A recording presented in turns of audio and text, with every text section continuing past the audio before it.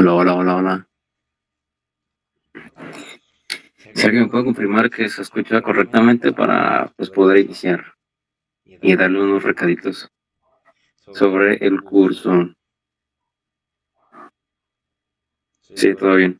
Muchas gracias, César. El día de hoy, mi compañero, nuestro compañero, el compañero Bernabé, se encuentra, bueno, no pudo organizar, bueno, ¿cómo lo explicó? Tuvo que irse por cosas personales. Entonces, para el de hoy estaba programado hormonas femenino y masculino, ¿no? Para terminar ya este tema de endocrino y empezar con sangre. Y pues bueno, eh, como nos salió este imprevisto, pues se me pidió que diera pues un tema al azar, ¿no? Entonces, el tema que hoy elegí, pues fue fisiología pulmonar. Tal vez sea un poco avanzado, eh, porque nos hace falta ver todo sangre, o sea, ver composición de la sangre, ver sobre algunas curvas de disociación del oxígeno. Pero, bueno, creo que ya con las bases que hemos estado teniendo durante todas las clases, que ya creo que ya casi es pasadito el mes, o casi mes y medio, ya pueden comprender un tema tan complejo, ¿no? Como lo es la fisiología pulmonar. En este caso nos vamos a basar en lo que es fisiología pulmonar como parte de su mecánica, o sea, vamos a ver mecánica dentro de los dos temas principales o fundamentales de fisiología pulmonar, porque vamos a ver que cuando nosotros estudiamos fisiología pulmonar, eh, lo vamos a dividir en dos partes, ¿no? Una parte con su fisiología mecánica, o sea, cómo es que nuestro cuerpo hace que se pueda pasar el aire, y la otra parte es en el intercambio, en el intercambio gaseoso, ¿no?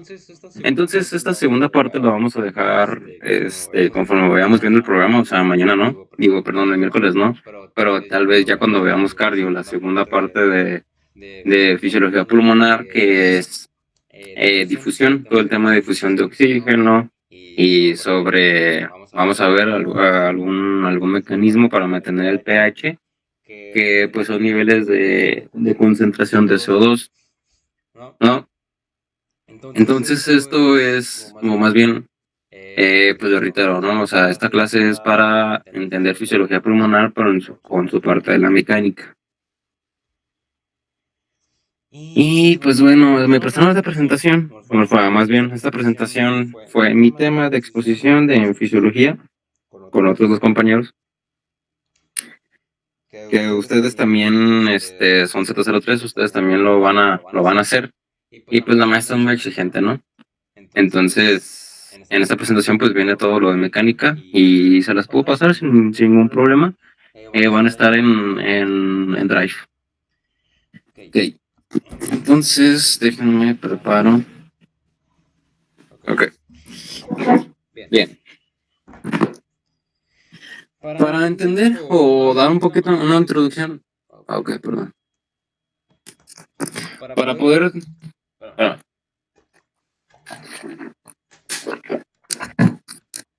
es que tengo un poco la seca la lengua. Ok, entonces, de manera introductoria, tenemos que el objetivo primario de la respiración es proporcionar, déjame cambiar el lápiz, es proporcionar oxígeno hacia los tejidos y pues obviamente retirar todos los gases volátiles, ¿no? Como lo es el CO2 del organismo. Todo este CO2 que es de un desecho, por así decirlo, o es un metabolito de lo que es nuestra función de cualquier célula, ¿no? Entonces, aparte de esta característica, la fisiología pulmonar, o más bien todo, todo el tracto respiratorio, pues cuenta con una respuesta del sistema inmune. También mecanismos homostásicos como el control ácido base en los líquidos corporales, como ya lo mencioné, y pues cuenta con una función endocrina. Esta función endocrina pues tiene que ver con el sistema renina-angiotensina-aldosterona, como ya lo vimos la clase pasada de glándula suprarrenal, en donde todo este mecanismo, el sistema renina-angiotensina-aldosterona, para poder regular la presión arterial, lo que sucede es de que existe una enzima que se abrevia como ECA, en donde a partir de todo este mecanismo va a ser la transformación importante para pasar a lo que es finalmente a la aldosterona, ¿no? Que actúa en riñón. Entonces esto es a lo que nos referimos, que tiene una función endocrina. Que pues la enzima ECA, que lo vamos a ver en renal, el sistema renal que contiene aldosterona detalladamente, esta enzima pues se encuentra en los epitelios de los alvéolos, ¿no? Entonces, tenemos que el aparato respiratorio, pues se divide en dos clasificaciones, ¿no? Ya sea en su estructura o en su función. Entonces, el aparato respiratorio está constituido por la nariz, faringe, laringe, caja de resonancia, la tráquea, los bronquios y los pulmones, los propios pulmones, ¿no? O el parénquima, ¿no? Ya los pulmones, junto con unas partes de los bronquios, pues forma lo que llamamos como parénquima pulmonar.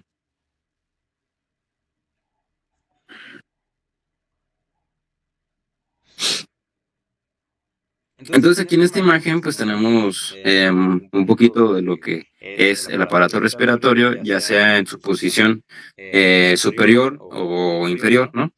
Entonces, digamos que la posición inferior se divide a partir más o menos de la tráquea hacia la bifurcación de los bronquios, ¿no?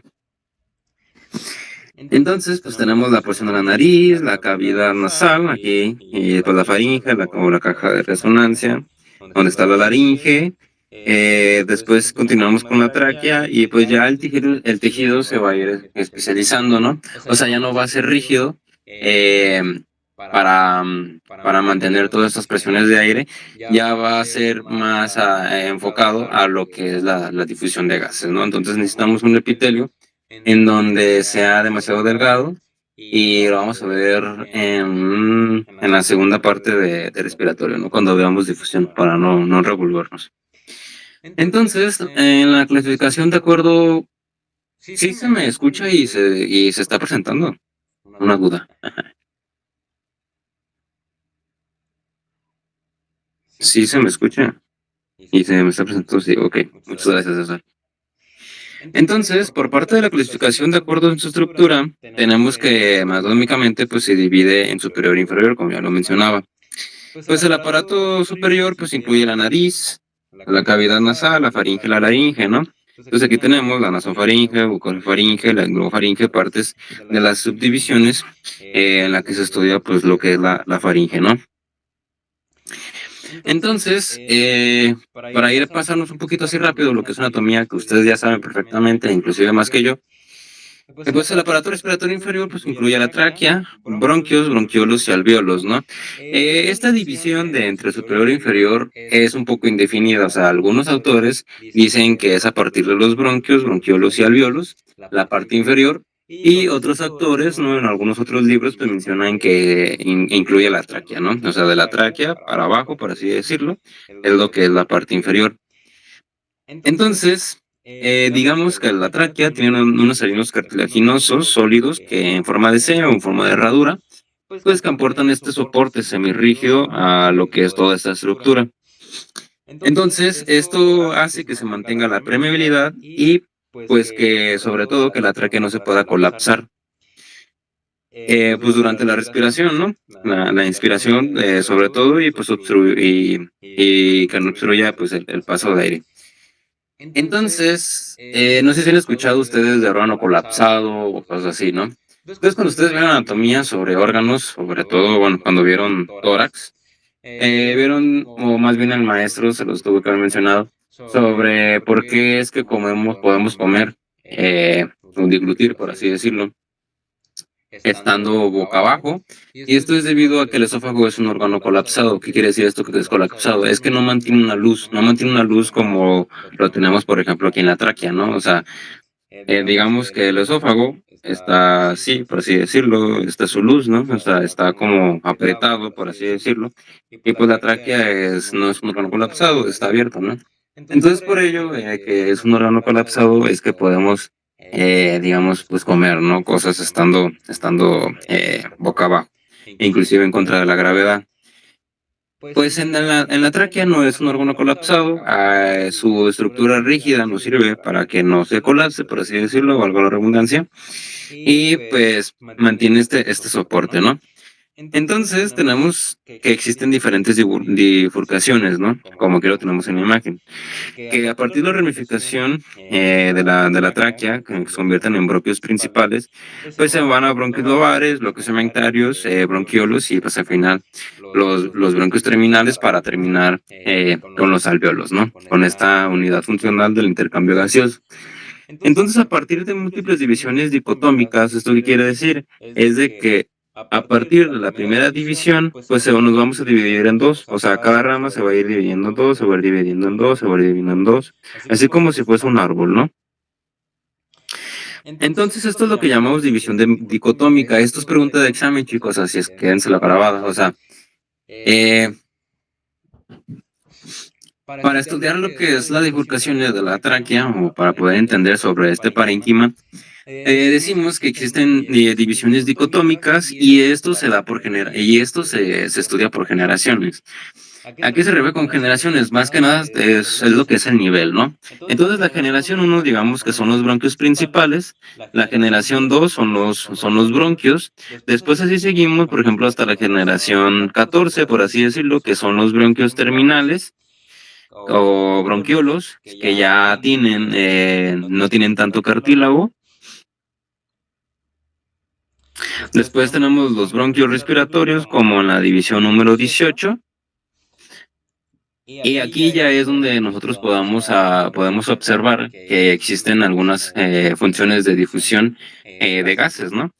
Entonces ya finalmente pues es la unidad respiratoria terminal, que es donde están los sacos alveolares, ya todo esto lo que tenga que ver con la difusión, ¿no? Entonces aquí es donde encontramos irrigaciones sanguíneas importantes que pues está en forma de, por ejemplo, la vénula pulmonar, que enrolla todo este asino alveolar, aquí lo tenemos en una imagen, en donde pues a partir de perdón, a partir de un flujo de sangre desoxigenado, pues va a pasar a través de toda esta membrana en el saco alveolar, y pues de la misma difusión de gases que lo vamos a ver en sangre, ¿no? Por eso les decía que es un tema un poquito avanzado, pero pues bueno, ¿no? No podemos predecir todo. Entonces, esta misma difusión de gases hace que se convierta de una sangre desoxigenada a una sangre oxigenada para poder llevarse a circulación sistémica, ¿no? Como ustedes ya sabrán en anatomía. Entonces, a partir de generaciones es una manera de comprender las ramificaciones de la vía inferior a partir de la tráquea, ¿no? Entonces, digamos que la tráquea es la generación número 0, el árbol bronquial pertenece a la generación del 1 a la 16, el árbol alveolar, o sea, ya vamos a tener todas estas funciones de difusión de gases de la 17 a la 23, y pues se encuentra irrigado por la vénula y la arteriola pulmonar, como ustedes ya saben, de bastante anatomía. Entonces, tenemos otra clasificación o vamos a la otra clasificación que es de acuerdo a su función. De acuerdo a su función, pues tenemos la vía de conducción y la vía respiratoria. ¿Por qué? Porque la vía de conducción se refiere a, como su nombre lo dice, a la conducción del aire, ¿no? Conducción del aire. ¿Del aire hacia dónde? Pues obviamente hacia los alvéolos, en donde se le dice que es la función respiratoria, ¿no? Y pues bueno, ¿no? De acuerdo a su función, el aparato respiratorio puede dividirse en dos partes.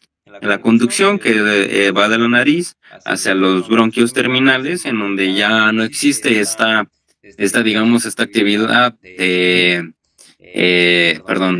difusión, y terminamos lo que es la actividad de conducción para dar inicio a los alvéolos con los bronquiolos respiratorios para llegar a esta tarea, la difusión de gases, ¿no? Que, pues, digamos que es a partir de los bronquiolos respiratorios, conductos alveolares y al final sacos alveolares, y pues en donde se encuentran los alvéolos, ¿no? Entonces, en la zona de conducción tenemos que la nariz es un órgano especializado, localizado, que entra al aparato, de entrada al aparato respiratorio, pues que se puede dividirse en una porción externa y una porción interna, ¿no? Denominada cavidad nasal. La porción externa, pues es lo que nos podemos sentir o podemos tocar, ¿no? Todo lo que es el cartílago. Y pues es la parte visible de la cara, la porción externa. Entonces las porciones internas, o llamado vestíbulo nasal, pues hacen que cumplan con funciones que es el acondicionamiento aéreo, detección del estímulo olfatorio y pues amplificación de la voz. Lo vuelvo a repetir. La estructura interna de la porción externa de la nariz, llamado vestíbulo nasal, cumplen con acondicionamiento aéreo, detección del estímulo olfatorio y amplificación de la voz. Entonces, como podemos observar, aquí ya empezamos a tener lo que es digamos, esta zona de conducción. Por eso se divide en funciones, ¿no? Conducción y de respiración propiamente, de difusión. Entonces aquí ya es donde nosotros podemos a manejar el concepto de acondicionamiento del aire, en donde el aire se va a empezar a filtrar, a humedecer y a calentar para nosotros poder hacer que este aire sea un poco más cómodo, y más sencillo, para hacer toda esta actividad de la difusión. Entonces, en la cavidad nasal tenemos diferentes células, que pues están organizados en todo el epitelio, ¿no? Entonces, esta cavidad nasal, que consta de los cornetes nasales, que es el superior, medio e inferior, ¿no? O sea, que esto hace que el aire sea turbulento, como ustedes ya lo habrán estudiado seguramente en la materia de anatomía. Pues es donde ocurre principalmente el acondicionamiento del aire, porque esta turbulencia del aire, o sea, que va de un lugar a otro, o sea, de arriba a abajo, ¿no? O sea, dentro de todo, de los cornetes nasales, pues va haciendo que se permanezca mayor tiempo dentro de esta cavidad para poder hacer las adecuaciones, que se necesitan o que se requieren para la propia difusión de gases. Entonces, dentro de la proliferación celular, por así decirlo, dentro de inmunología un poco, tenemos las células calciformes, y esas células calciformes pues van a secretar un poco de moco, si no me equivoco. Glándulas son mucosas. Al igual, vamos a secretar un poquito de moco para hacer estas adecuaciones del aire. Y sobre todo que vamos a encontrar células inmunológicas como células del sistema inmune, ¿no? O NALT, que pues estamos en el sistema inmune, parte de la nariz, ¿no? Entonces, gracias a estas secreciones, ya sean de mucosas y serosas, pues ayudan a humedecer el aire que se filtra a las moléculas grandes, ¿no? Ojo, en mucosas y serosas es diferente, ¿no? Lo que es el líquido, pues en la mucosa y en la serosa, pues es un poco más espeso, ¿no? Entonces, que ustedes ya sabrán por parte de histología, que no me pienso meter a menos que ustedes me pidan. Entonces, la mucosa y la serosa, pues ayudan a humedecer el aire y pues filtran las moléculas grandes, ¿no? Las primeras moléculas grandes, que son mayores de 6 a 15 micrómetros, depende de la literatura que ustedes usen, ¿no? Pero para términos de esta presentación, pues tenemos que es de 6 a 15 micrómetros, ¿no? Con las vibrisas, ¿qué son las vibrisas? Pues todos los vellos que podemos encontrar dentro de la nariz, dentro de la cavidad, todos esos vellos son vibrisas, que también funcionan parte del sistema inmunológico. Entonces, el aire acondicionado pasa al nasofaringe alcanzando una temperatura de 31 a 34 grados, ¿no? Con una humedad del 90 al 95%, que es totalmente a una temperatura distinta, perdón, y a una humedad distinta a lo que nosotros podemos encontrar en el ambiente, el aire, ¿no? El propio del aire. Entonces, si se fijan la temperatura 31 a 34, pues más o menos se va nivelando, a lo que es nuestros parámetros fisiológicos, ¿no? Entonces, la faringe se comunica con las cavidades nasales y bucal con la laringe, y el esófago pues, permite el paso, la laringe y el esófago permite el paso del aire y alimentos, ¿no? Entonces, aquí es donde vamos a encontrar nuestra, nuestra división, que lo vamos a hablar un poquito más adelante. Entonces, en tanto las clasificaciones funcionales por parte de las partes de lo que es la zona de conducción, Pues tenemos que dar nasofaringe conectada con la cavidad nasal que permite el paso del aire y ayuda a equilibrar la presión entre la faringe y el oído, ¿no? El oído medio. Aquí ustedes, como ya saben anatomía y como ya se habló en oído, tenemos algo llamado, si no me equivoco, la trompa de Eustaquio. Entonces, esta trompa de Eustaquio hace que siempre exista un nivel de presiones, pues en lo que es entre la faringe y el oído. Entonces, cuando, no sé, se ha pasado de ustedes, de que ustedes se suben a un avión, ¿no? Y empieza a elevar la presión o empieza a bajar, y pues ustedes escuchan tinnitus, ¿no? Escuchan como un largo beep, ¿no? Así como beep, y se empiezan a marear inclusive, ¿no? ¿Y esto es por qué? Porque la trompa de Eustaquio pues se encuentra, digamos que no se encuentra con los niveles de presión adecuados, está descomprimido. Entonces, sigamos con la bucofaringe, que es la región de transición compartida por el aire y los alimentos. Y pues la lengrofaringe es una final que se conecta con el esófago y la laringe, ¿no? Entonces, aquí en el sistema inmunológico tenemos unas amígdalas faringeas o adenoides, que en conjunto con las amígdalas palatinas, linguales y tubareica, conforman el anillo de Waldeyer. Ustedes, ya cuando vieron anatomía, pues hablaron sobre el anillo de Waldeyer. Igual lo van a mencionar cuando retomen inmunología. Pues el anillo Goldwyn es el principal, por así decirlo, dentro de nuestra vía de conducción, en donde tenemos esta exposición de las células inmunitarias hacia nuestros antígenos, o hacia cualquier, inclusive algunos inmunógenos, que pueden reaccionar, ¿no? Con el mismo cuerpo. Entonces, como es una vía en donde se expone demasiado, en donde siempre está expuesta, pues vamos a tener demasiada presencia del sistema inmune, ¿no? De células inmunitarias. Entonces, en la laringe, en donde existe esta división, pues conocida como la caja de resonancia, pues es un conducto corto que conecta la faringe con la tráquea, pues localizada delante del esófago entre las vértebras C4 y C6. Entonces, las funciones relevantes de la laringe es que permite el paso del aire hacia la tráquea, previene o hace la función de la deglución, ¿no? A través de la epiglotis, y pues produce algunos sonidos, ¿no? En los pliegues vocales que participan en la fonación.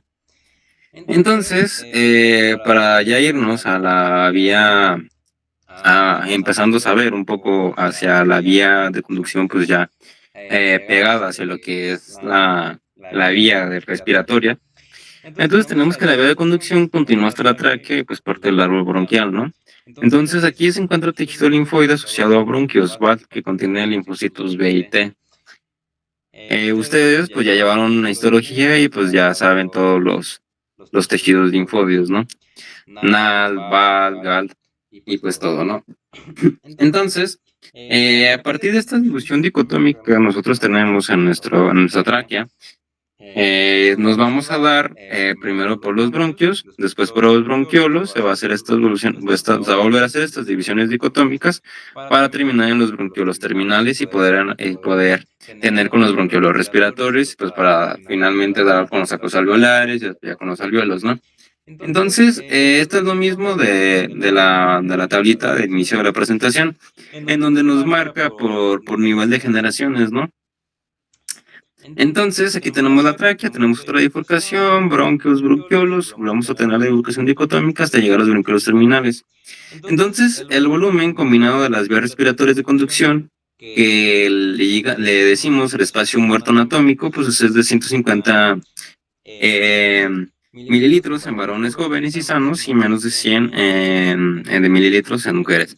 Digamos, este espacio muerto anatómico es importante para digamos, entender sobre el flujo del aire, ¿no? Entonces, ¿a qué nos referimos con el espacio muerto anatómico? Es de que el espacio muerto anatómico del aire es cuando no hay conducción y no hay, digamos, que no va para afuera y no va para arriba, o sea, siempre está lleno de aire. Entonces, esta es una muerte anatómica que, digamos, está dentro de la estructura, confinado dentro de la estructura de la tráquea. Pues se le denomina espacio muerto anatómico. Muerto pues porque no hay ninguna función del aire, o sea, siempre se mantiene así.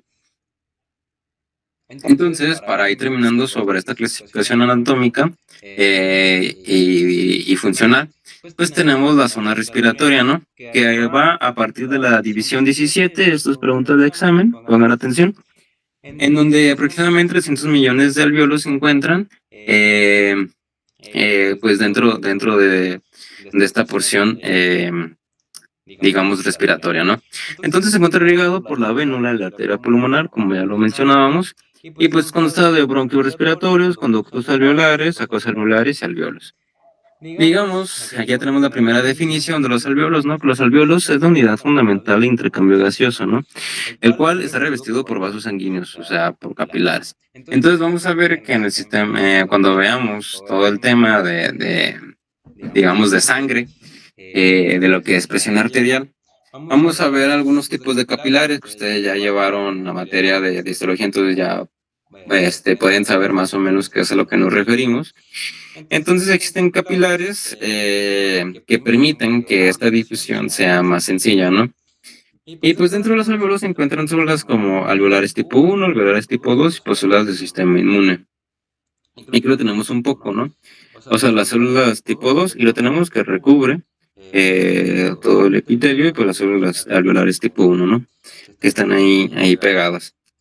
Aquí lo tenemos en esta imagen, mejor descrito, las células alveolares tipo 2 que se encuentran en el epitelio, pero lo que forma la barrera de difusión pues son las células alveolares tipo 1.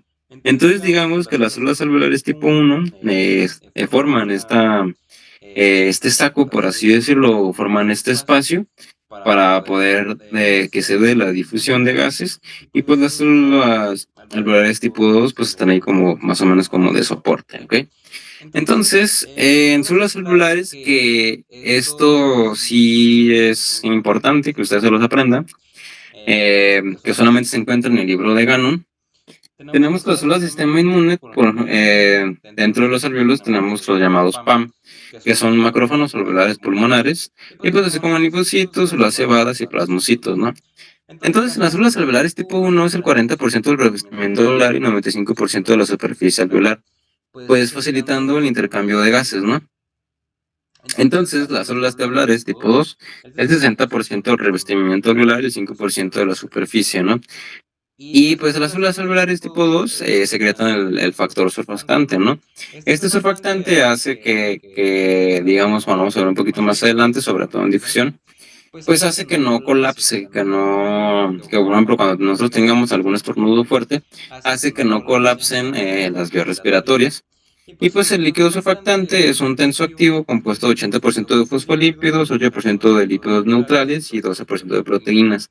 Este porcentaje de 80% de fosfolípidos es una pregunta de examen, así es que tengan cuidado, ¿no? Para que ustedes ya vayan familiarizándose. Entonces, las funciones del surfactante hace que se reduzca la tensión superficial, aumentando la sensibilidad, lo que hace más sencillo insuflar los pulmones, ¿no? Y pues reduce la tensión superficial, minimizando la acumulación de líquido en el alveolo y contribuye de manera el tamaño de los alvéolos, ¿no? Relativamente uniforme durante el ciclo respiratorio. Entonces, durante el paso del acondicionamiento del aire, pues que conecta con otra que con los alvéolos, tenemos diferentes, digamos, modificaciones a la histología, ¿no? O sea, digamos que en la zona histológica del tracto respiratorio, que no me voy a meter tanto porque ustedes, repito, o sea, ya deben de ser expertos, en donde pues tenemos las funciones del cartílago, esta función es estructural, por así decirlo, para que no se colapse, que lo encontramos en tráquea, perdón, y en bronquio.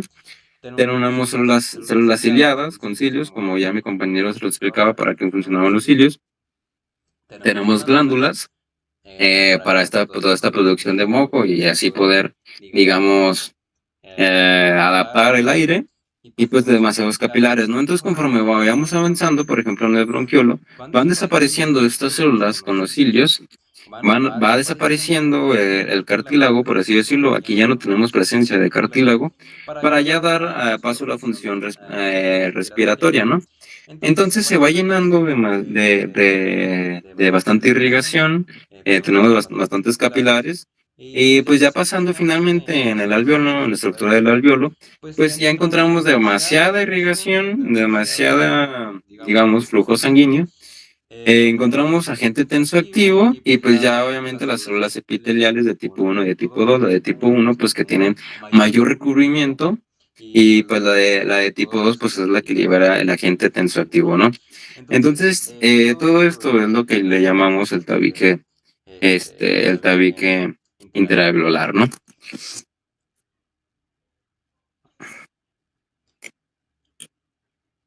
Y pues bueno, aquí tenemos un esquema que es un poquito más sencillo de entender sobre el acondicionamiento a nivel histológico de la vía respiratoria. Entonces vemos cómo en el epitelio se va haciendo un poquito más delgado, por así decirlo. O sea, ya no parte, ya no partiendo de la función de la porción de conducción, haciendo un poquito más delgado a lo que es la función digamos, de la difusión.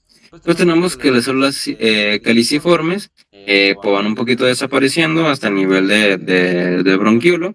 Las células ciliadas permanecen hasta el bronquio respiratorio, las glándulas eh, permanecen hasta el bronquio segmentario, ¿no? Eh, el cartílago hialino, que funciona parte de esta estructura, digamos, de esta protección sobre alguna y ya lo habíamos hablado sobre alguna diferencia de presiones. Dándome un poquito de agua, ¿ok?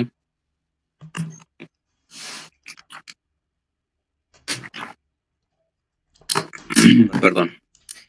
A donde pues este cartílago pues se va a quitar de todas estas funciones porque ya va a dar paso a la función respiratoria a nivel del bronquiolo terminal, ¿no? Para iniciar con los bronquiolos respiratorios.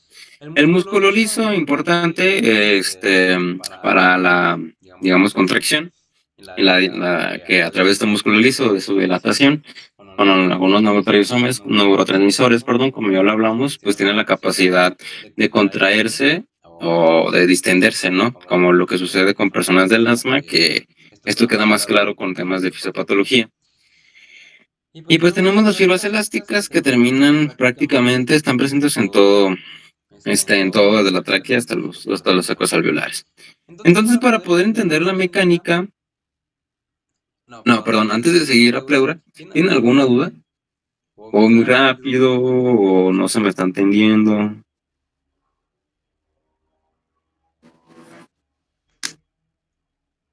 ¿Alguna duda que ustedes tengan para poder seguir con pleura?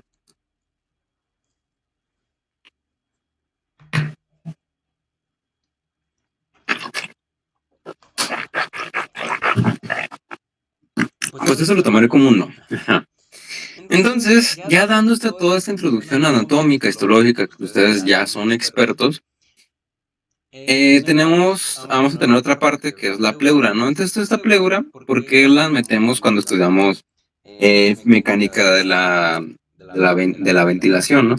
Pues es muy sencillo, porque sí, prácticamente sin la pleura es como si estuvieran rayando piedra con piedra, ¿no? O sea, pierde toda esta forma de lo que es esta suavidad, de lo que es esta distensión, para que se pueda extender la capa, la caja torácica, y así pues no afectar con fricción los órganos, ¿no? Entonces, la pleura es una membrana serosa y sensible al dolor, o sea, tiene terminaciones nerviosas. Y pues existen dos tipos de pleura, ¿no? Como ya ustedes sabrán, la pleura parietal, que recubre la cavidad torácica, y la pleura visceral, que recubre la superficie pulmonar. Entonces, existe un líquido pleural que es de 10 a 20 mililitros, y pues su tasa de formación es de 0,01 mililitros por kilogramo por hora, ¿no? Esto porque es importante, porque vamos a tener que algunos factores fisiopatológicos o inclusive algunos traumatismos, sobre todo, pues obviamente en tórax, pues o no sé si ustedes han escuchado un término llamado derrame. Entonces, cuando nosotros escuchamos de que existe un derrame pleural, pues es porque dentro de este espacio virtual o espacio potencial, por así decirlo, puede aumentar el líquido, ¿no? Ya sea con sangre, ya sea con pus, o en el caso de alguna infección. Y pues se vuelve un total problema y pues me empiezan a limitar, obstruyendo lo que es la extensión, la extensibilidad de lo que hacen los pulmones, ¿no? Entonces la pleura y el líquido pleural reduce la fricción, crea un gradiente de presión y pues ayuda a los órganos torácicos que se dividan en compartimentos, ¿no? Entonces tenemos que este es el tórax, por así decirlo, esta es la pleura, esta es la otra pleura, este es el pulmón, y pues dentro de todo, de estas dos pleuras tenemos el espacio intrapleural, o espacio virtual o cavidad pleural, ¿no? Que es de 10 a 20 mililitros. A partir de un aumento de 10 a 20, de mayor de 20 mililitros ya se considera un derrame, ¿no? Entonces si nosotros tenemos una infección o un traumatismo, ¿no? Entonces, si tenemos líquido pleural de 35 mililitros, por así decirlo, o inclusive hay algunos casos con 100 mililitros, pues esto se le dice derrame pleural y pues hay que drenarlo, ¿no? Con un catéter. Y pues bueno, en la membrana pleural y el líquido pleural, pues hace que durante el ciclo respiratorio los pulmones se deslicen en la cavidad pleural, ¿no? O sea, que se hagan suavecitos, ¿ok? Entonces, la membrana pleural es una membrana porosa en donde se trasuda el líquido intersticial, que ya lo habíamos hablado, y pues este líquido pleural tiene una característica mucoide, no serosa, es mucoide. Entonces, dentro de la regulación del líquido pleural, tenemos que cuando hay un exceso de líquido, los vasos linfáticos lo extraen y lo llevan hacia la linfa, ¿no? Hacia volverlo a regresar al sistema circulatorio. Y Y pues aquí tenemos una imagen de lo que es una dirección de la linfa, un vaso linfático. Aquí lo tenemos, la linfa, el sistema linfático, lo que es parecido a lo que son las venas, ¿no? Tenemos estas válvulas que, bueno, hacen que funcionen contra la gravedad. Y pues tenemos que este líquido ingresa al vaso linfático pues, por medio de la mera difusión y pues se torna, ¿no? Se vuelve a retornar hacia el líquido circulatorio. Entonces, a partir de esto ya empezamos con fisiología verdadera. A partir de un examen que se llama espirometría, que ustedes van a tener una práctica si es que alcanzan, perdón. Toma agua, es que me estoy secando mucho.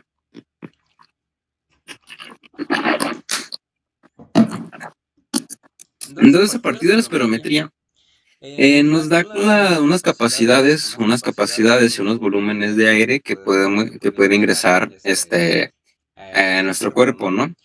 Entonces, ¿para qué se pide la espirometría? La espirometría sobre todo se va a pedir para asma. Vamos a ver, cuando ustedes lleguen a fisiopatología, que eso es ya en 8 meses, que durante la fisiopatología del asma, pues existe esta inflamación, ¿no? Entonces toda esta onda que no los pienso meter por el momento, en donde se van a pedir unos niveles de capacidades y volúmenes donde vamos a ver qué tanto está oxigenado la persona, ¿no?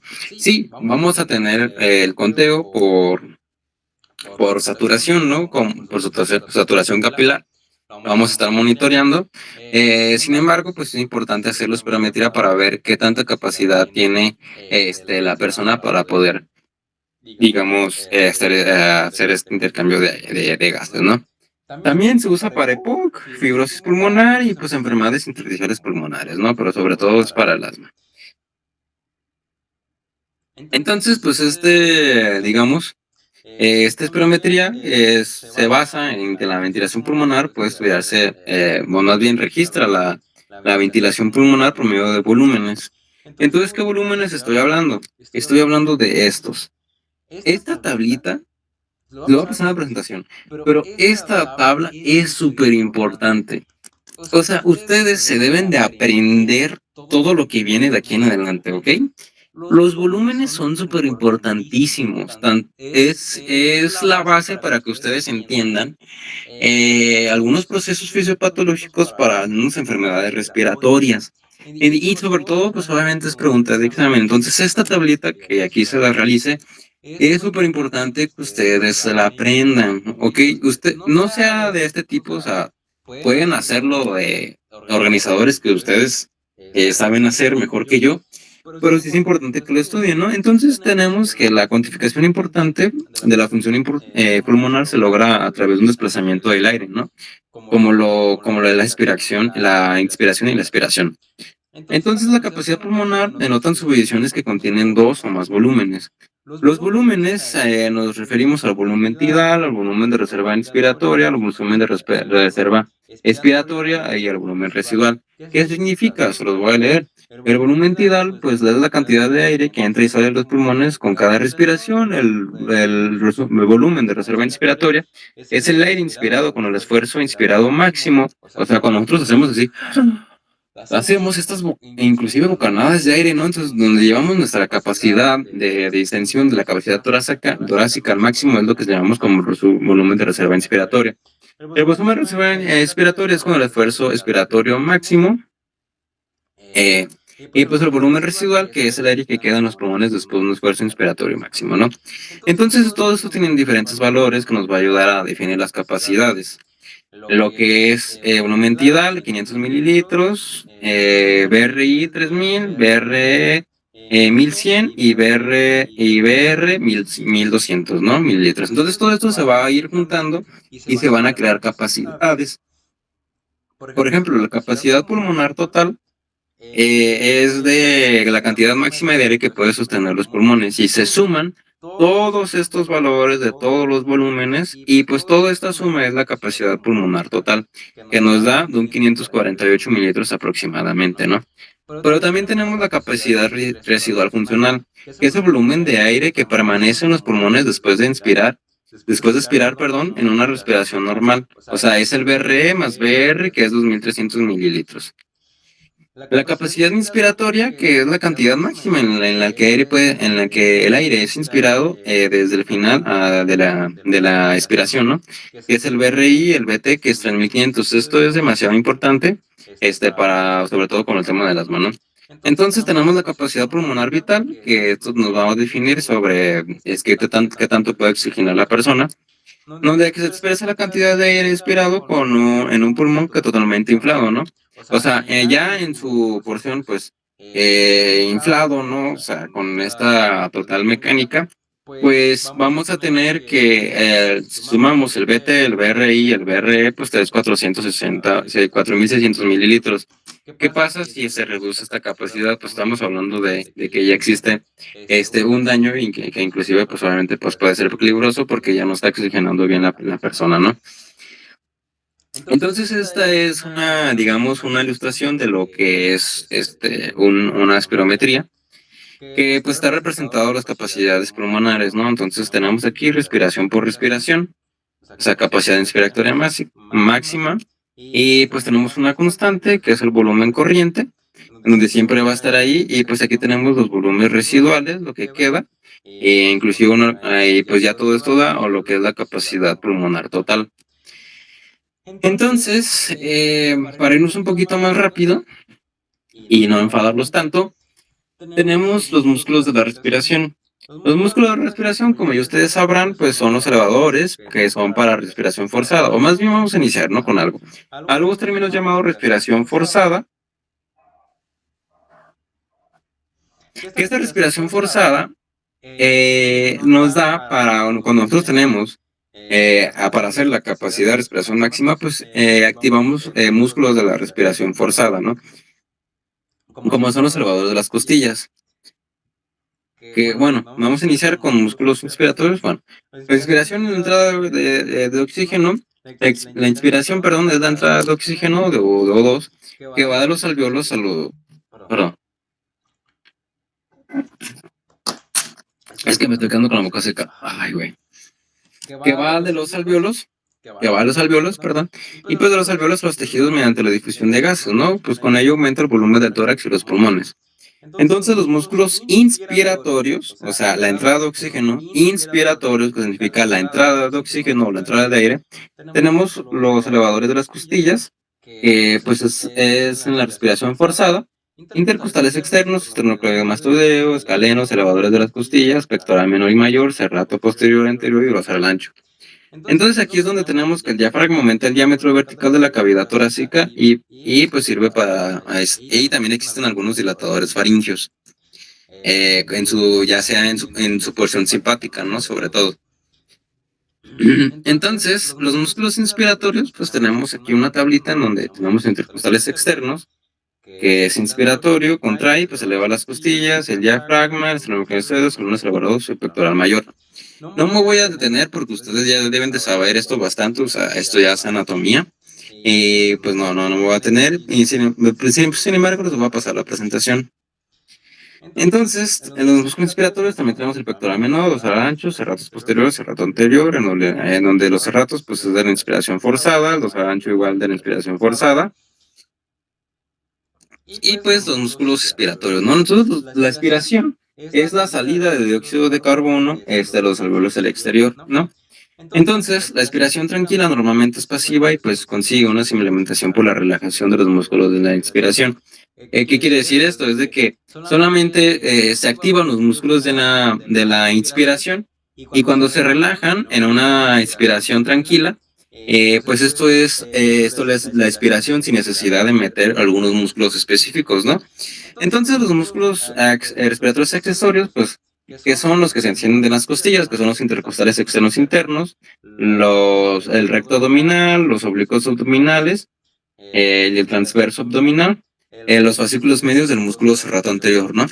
Entonces el diafragma comprime los pulmones y facilita la inspiración, digamos que es como una forma de pistón. O sea, digamos que aquí está el diafragma y pues va un movimiento hacia arriba y esto va a hacer que se comprima todos los pulmones, ¿no? Junto con la tráquea. Lo tenemos dibujado así, o sea, no soy un buen dibujante, pero bueno. Y ojo, aquí es una advertencia, no todos los intercostales externos e internos participan en la expiración y respiración. Entonces, como todo, pues varía un poco, ¿no?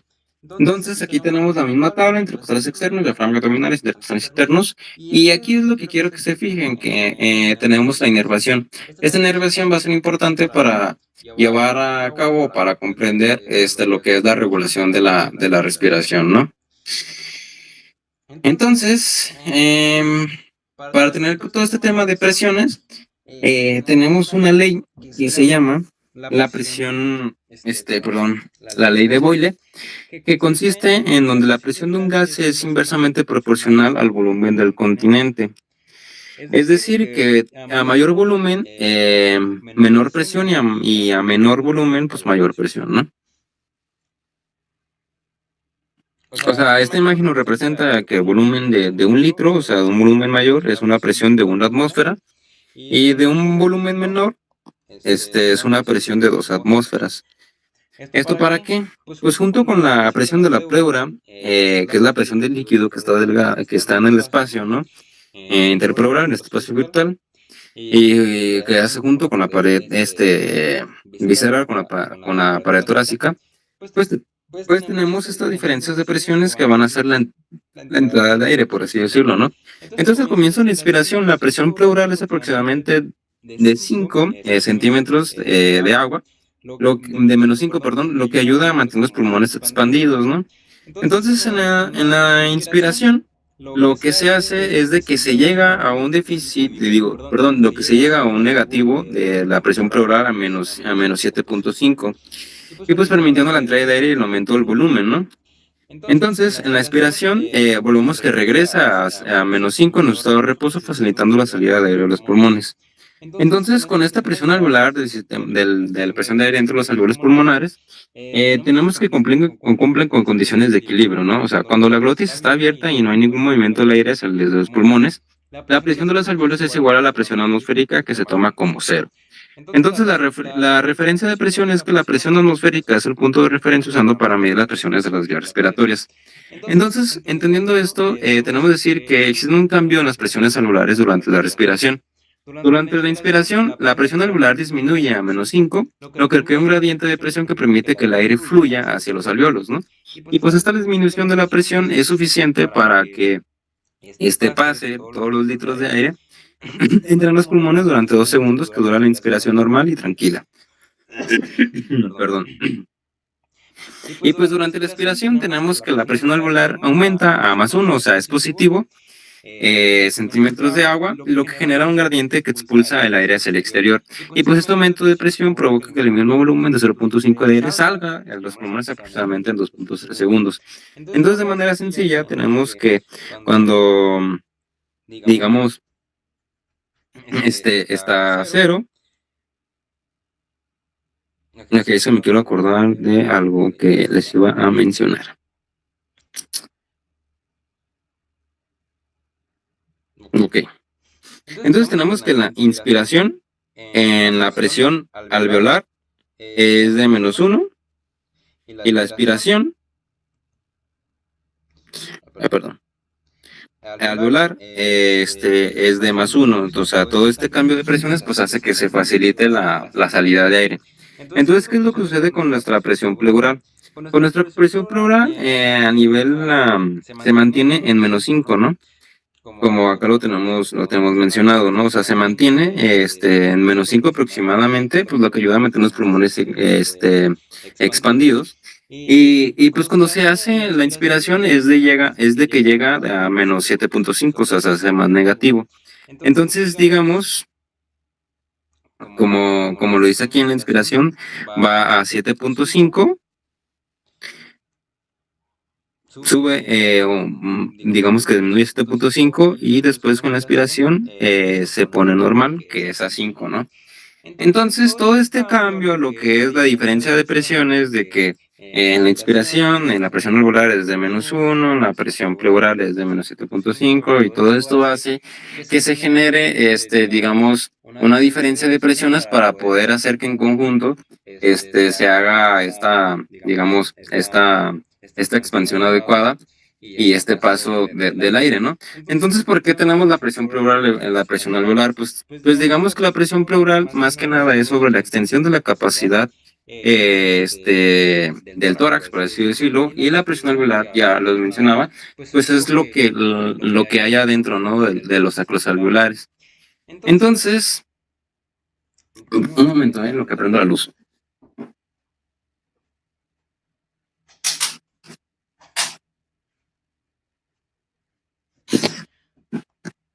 Ok. Entonces, la presión transpulmonar es la diferencia entre la presión alveolar dentro de los alveolos y la presión pleural, que en la superficie externa de los pulmones. Y la función es de que representa las fuerzas elásticas que intentan colapsar los pulmones en cada momento de la expiración. Y pues tenemos un significado que es la presión de retroceso, que en este término se describe las fuerzas colapsantes naturales del tejido pulmonar, pues que deben ser vencidas para mantener los pulmones inflados, ¿no? En donde las presiones transpulmonares contrarrestan estas fuerzas y aseguran la expansión pulmonar durante la expiración, ¿no?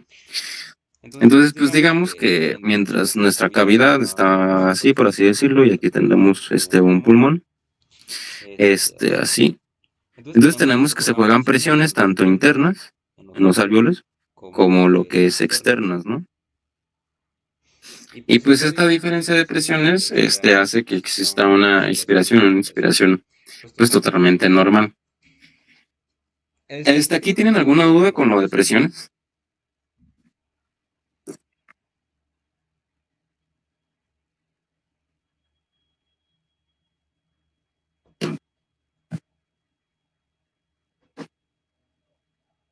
¿Alguna duda sobre presiones?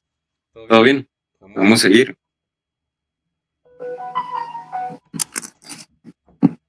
Todo bien, bien, César, bien. Un momento.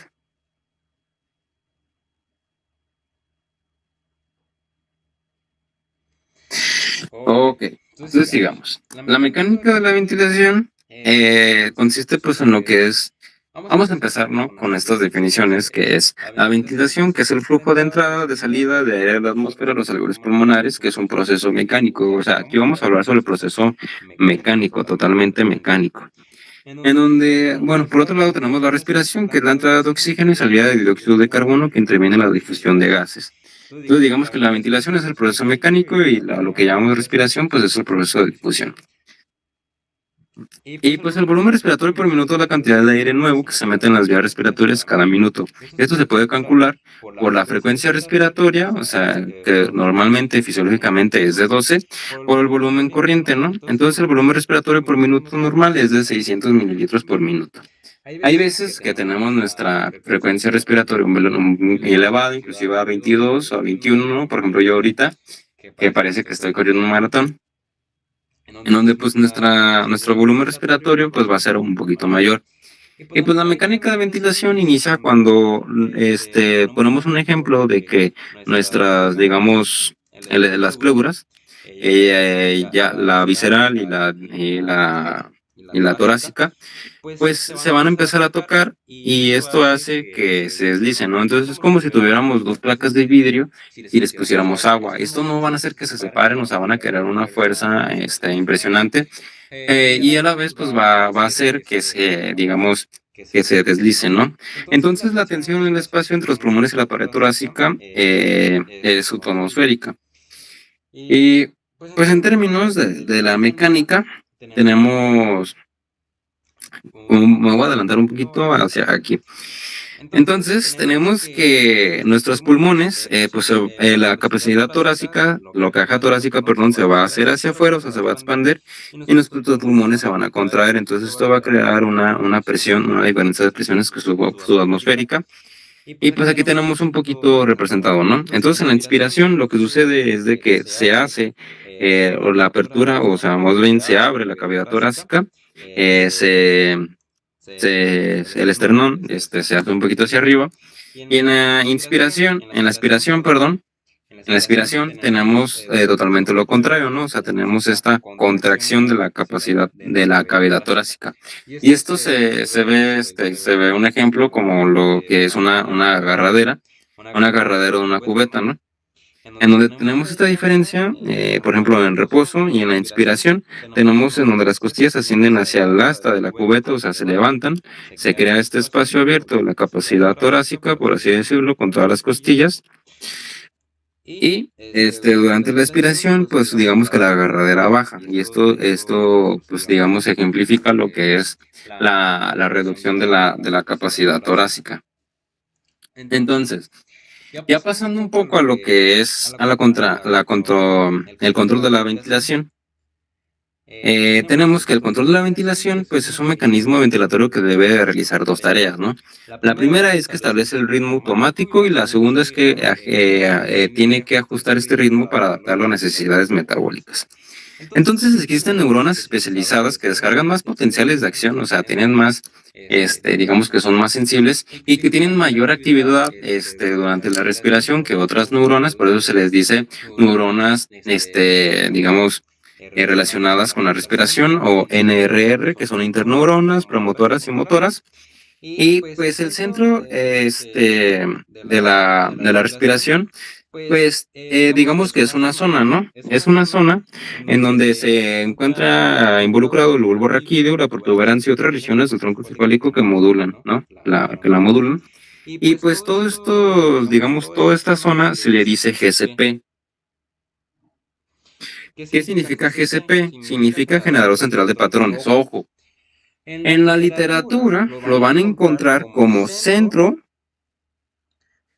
neumotáxico.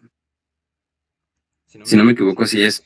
Lo van a encontrar como centro neumotáxico. Este es un concepto viejo que, pues obviamente, ya se adecuó a lo que es el generador central de patrones porque es más libre, por así decirlo. O sea, ya no es un centro, ya involucra demasiadas zonas de neuronas, ¿no? Y entonces a todas estas zonas se les llamó generador central de patrones, no un centro neumotáxico como tal, no algo específico, ¿no?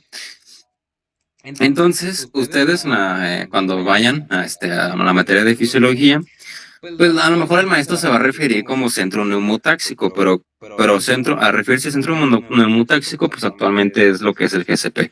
Para que no se me confundan o vayan a decir de que el GCP es diferente al centro neumotáxico. No, es totalmente lo mismo. Simplemente cambió de nombre porque se descubrieron nuevas áreas, ¿ok? Entonces, el GCP respiratorio pues, se ubica en el bulbo raquídeo principalmente y pues la protuberancia modula la actividad respiratoria. El GCP regula la intensidad de los impulsos procedentes de los quimiorreceptores y pues en conjunto con las neuronas respiratorias encargadas de la respiración, pues envían señales a las neuronas motoras y a los músculos respiratorios.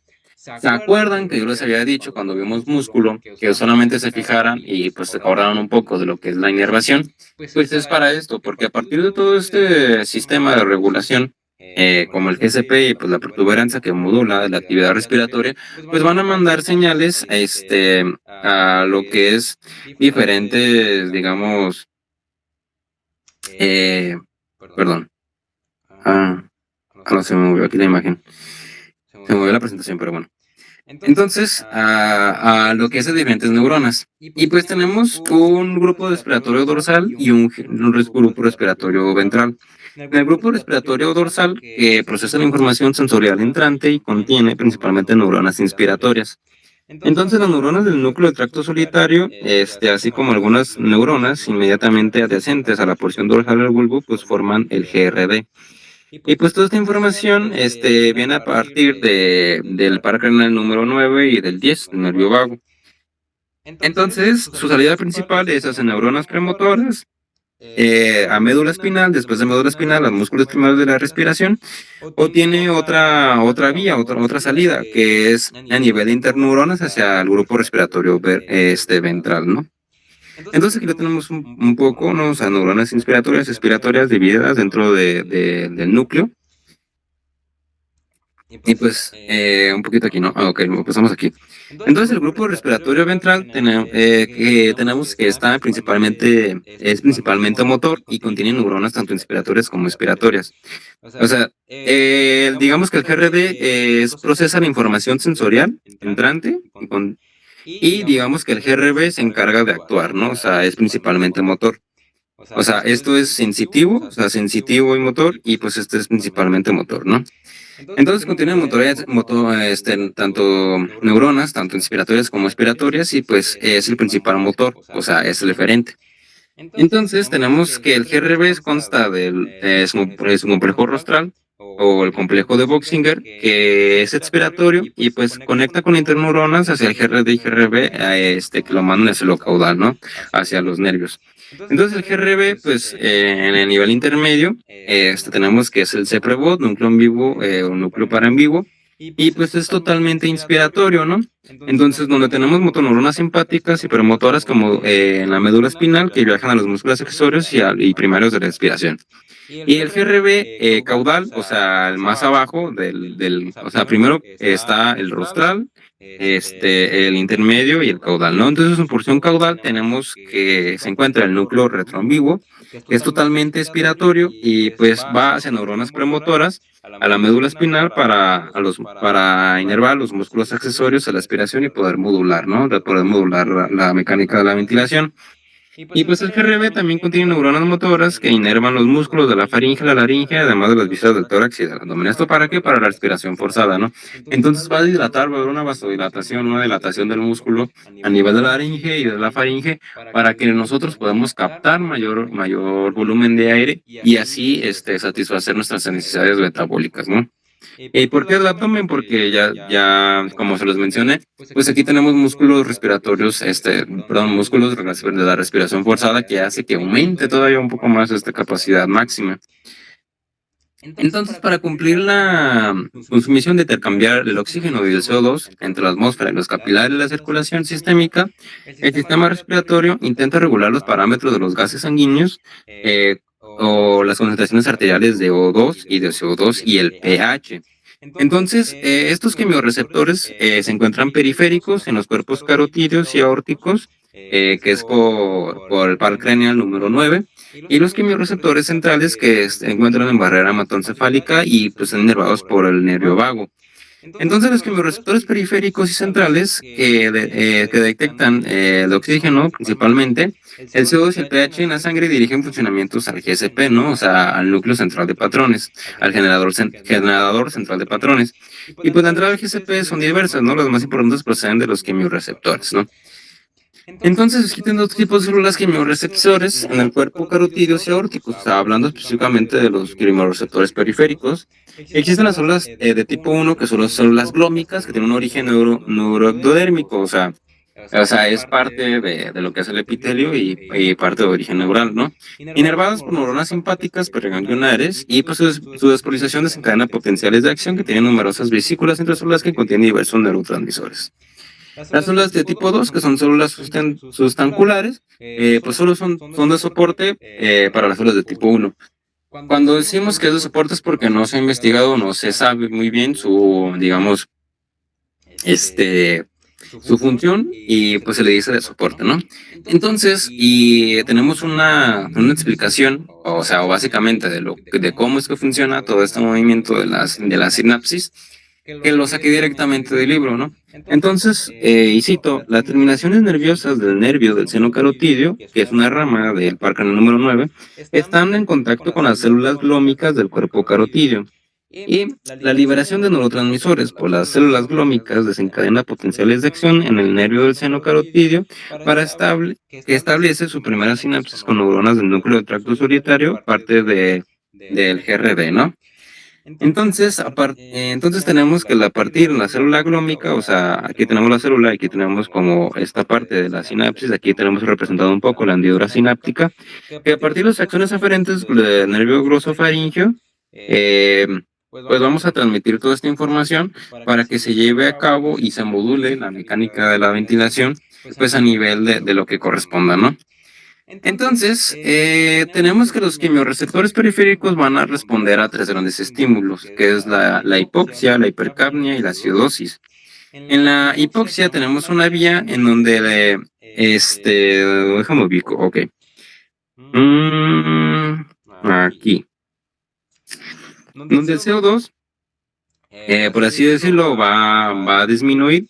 Y pues esto va a hacer que las células glómicas detecten la hipoxemia, se cierren canales de potasio, aquí lo tenemos señalado, se cierren canales de potasio, BIG, y pues despolarizando la membrana celular, aperturando los canales digamos, de calcio para hacer la exocitosis y para la liberación de neurotransmisores, ¿no? En la hipercapnia es un caso diferente en donde el aumento del PCO2 hace que el CO2 se desplace hacia el interior de la célula clómica, lo que genera hidrogeniones, ¿no? Así que tenemos, o sea, lo que libera hidrogeniones. Entonces se produce una disminución prácticamente instantánea del pH intracelular y pues a medida que disminuye, ok. A medida que disminuye el pH intracelular, pues los protones parecen inhibir los canales de calcio, BK, que B es de Big, un canal grande de calcio que de alta conductancia desplaza uniones de calcio hacia los puntos de unión, ¿no? Aquí lo tenemos, ¿no? O sea, a partir de la célula glómica, pues tenemos la difusión del CO2 que reacciona con el agua y pues va a hacer que se liberen hidrogeniones, ¿no? Como ustedes ya lo vieron en bioquímica. Y pues estos hidrogeniones hacen que se inhiban los canales de potasio. Y por las consecuencias de la espolarización y pues se liberan neurotransmisores. En la acidosis extracelular es otro caso en donde la disminución del pH extracelular inhibe los transportadores del ácido base. Déjenme si tú y... bueno, se me olvidó decirles que... perdón, es que me perdí. Sí, aquí está.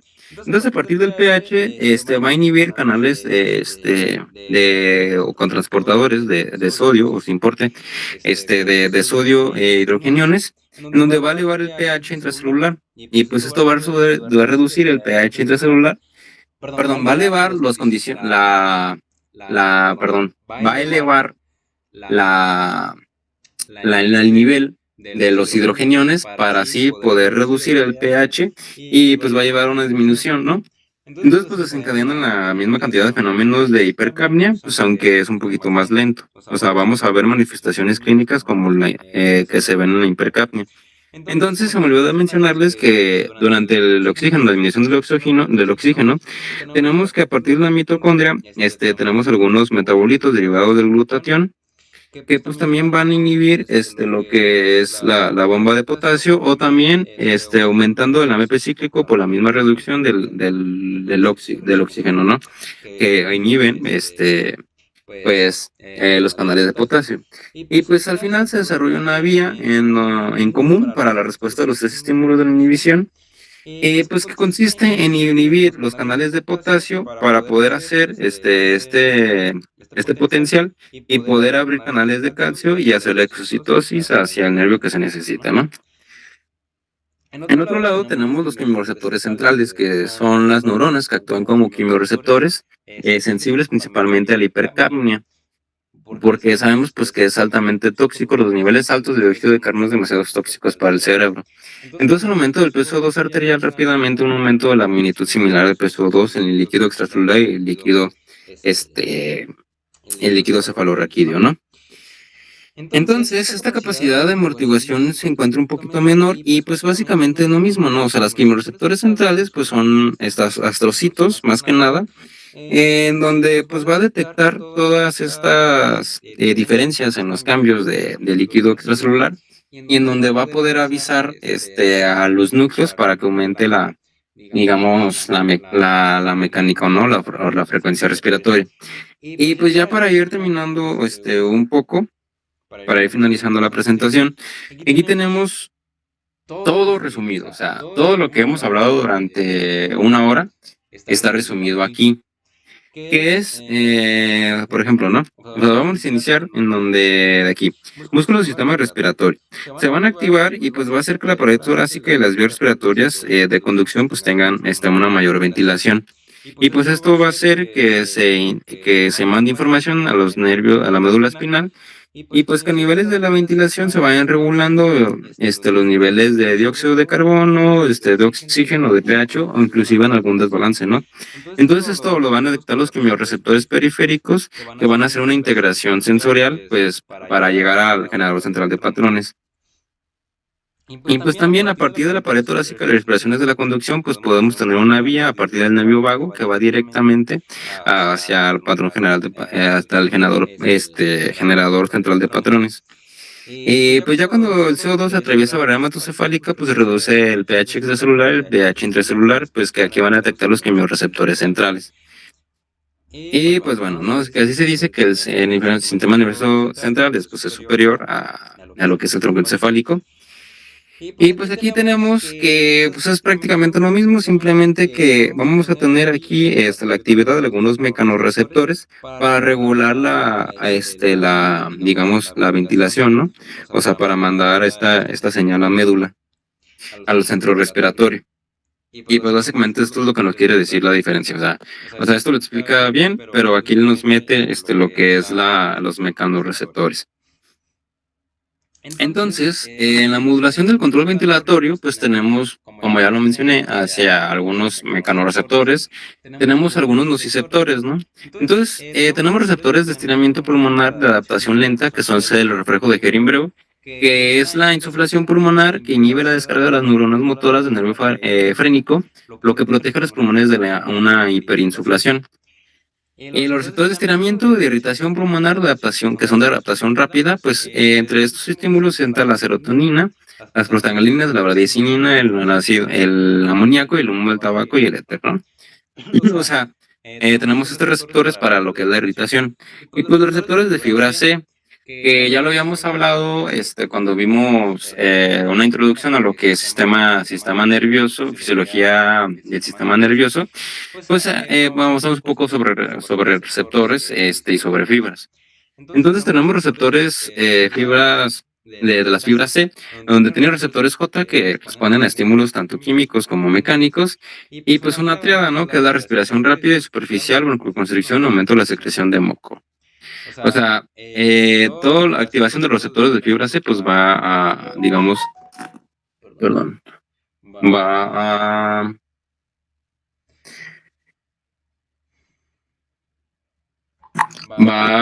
digamos, ay, perdón, es que mandó un mensaje, va a hacer que exista esta triada, ¿no?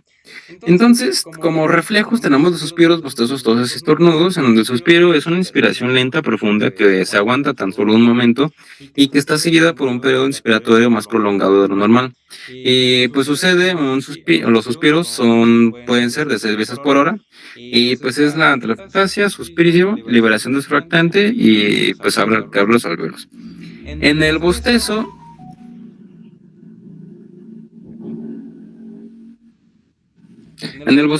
que es un suspiro exagerado, por así decirlo, pues ya el volumen pulmonar hasta la capacidad pulmonar total durante varios segundos. Y el bostezo pues es incluso más eficaz que el suspiro para abrir los alvéolos atelectáusicos más resistentes, reduce el mínimo de la atelectasia cuando se prepara para el sueño, y pues revierte la atelectasia que se ha acumulado en el sueño. El reflejo tusivo, que es la tos, que es importante para eliminar sustancias extrañas generadas en el árbol traqueobronquial. Ahí disculpen la falta de ortografía. La inspiración ausente, que es mínima la probabilidad de que el cuerpo extraño agresor se desplace hacia zonas más profundas. Y pues esto ocurre a, digamos, o la tos se da a 800 kilómetros por hora, ¿no? Entonces, imagínense esta gran velocidad que es la que se proyecta las pequeñas, las burbujas, ¿no? Estas de gases, inclusive de agua. Y por eso es un mecanismo de transmisión muy importante y es lo que pasa o lo que sucedió con el COVID, ¿no? O sea, se podía transmitir a través de estas micropartículas, de estas gotitas, en donde estas gotitas viajaban 800 kilómetros por hora, ¿no? O sea, entonces por eso se decía que podíamos, digamos, a contaminar o a contagiar a alguien del COVID, inclusive a 3 metros de distancia. Entonces, imagínense estas gotitas de aire a 800 kilómetros por hora, pues es bastante. El estornudo, que es la presencia por una inspiración profunda y pues aleja los cuerpos extraños de la mucosa nasal. O sea, cualquier cosa que le esté irritando a lo que es el epitelio, dentro de la capacidad de la porción conductoria del sistema respiratorio, pues va a generar este reflejo que es el estornudo, ¿no? Y pues finalmente, para terminar la presentación, tenemos el control durante el ejercicio. Más que nada, lo que nos quiere decir el control durante el ejercicio es que no hay ninguna adaptación, simplemente lo que es totalmente fisiológico, ¿no? El momento de la frecuencia respiratoria, el momento de la frecuencia cardíaca.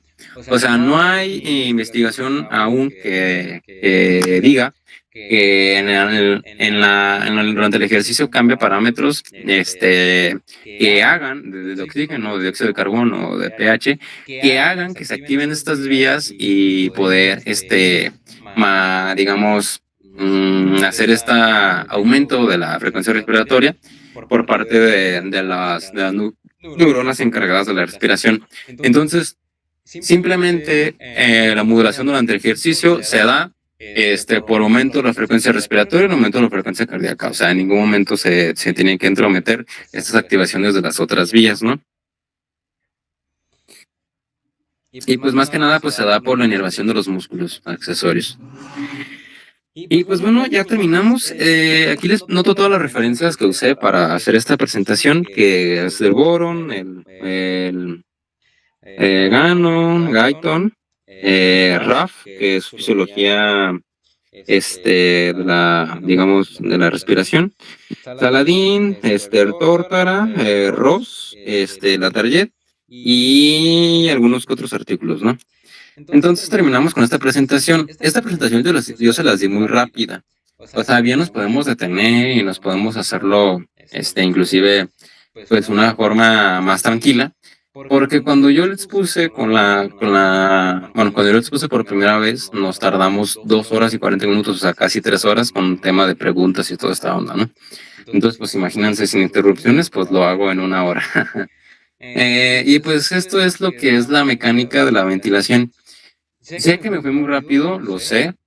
Intenté hacerlo así para no agobiarlo, sino andar de que, ay, es que miren eso, ¿no?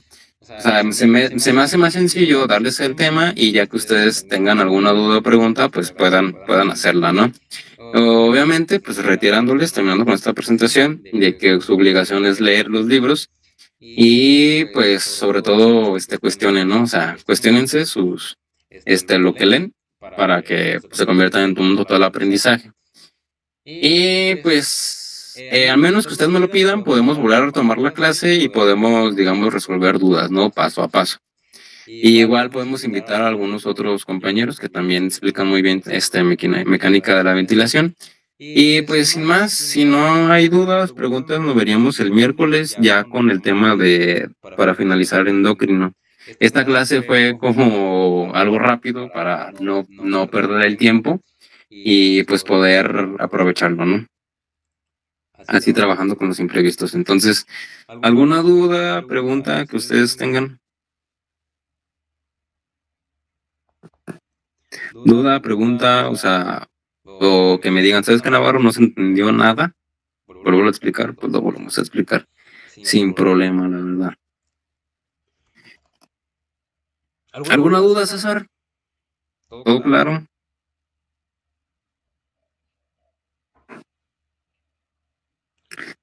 Todo bien, bien, bien. Pues eso espero para que ya entren bien filosos a la materia de fisiología y ya nada más tengan que volver a leer y no tengan que chutarse todos los temas. A leer exactamente, es César, a leer de nuevo y pues sin más, o sea, esto se hace con las técnicas de repetición y volver a repetir, volver a repetir. Y pues esto no se acaba. Entonces, pues muchas gracias a ti, César, Jessica, a todos los que se conectaron, a Mariana, a los que veo por aquí, Diego y Alonso. Muchas gracias por acompañarme en esta presentación y pues me quedo con los que tienen dudas. Muchísimas gracias. Nos vemos el miércoles. Gracias a todos. Gracias a ti, Mariana. Gracias. Gracias a ti, Diego. Gracias a ti, Alonso.